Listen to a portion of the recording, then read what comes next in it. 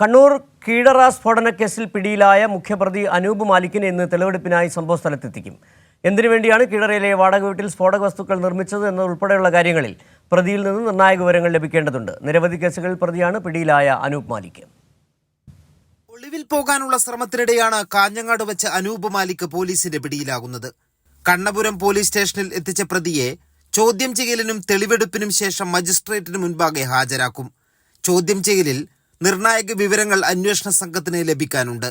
വാടക വീടുകൾ കേന്ദ്രീകരിച്ച് അനധികൃത സ്ഫോടക വസ്തു നിർമ്മാണം നടത്തുന്ന സംഘത്തിലെ പ്രധാനിയാണ് അനൂപ് മാലിക്.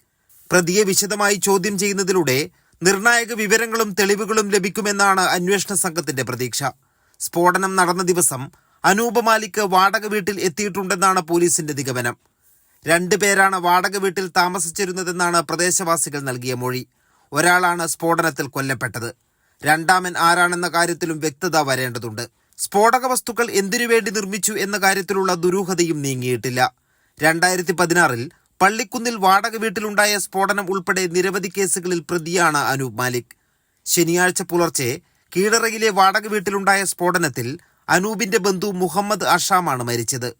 ഇവിടെ നിന്നും ഉത്സവങ്ങൾക്ക് വെടിക്കെട്ടിന് ഉപയോഗിക്കുന്ന ഗുണ്ടുകളുടെ അവശിഷ്ടങ്ങളും വൻതോതിൽ സ്ഫോടക വസ്തു നിർമ്മാണ സാമഗ്രികളും കണ്ടെത്തിയിരുന്നു. കൈരളി ന്യൂസ്, കണ്ണൂർ.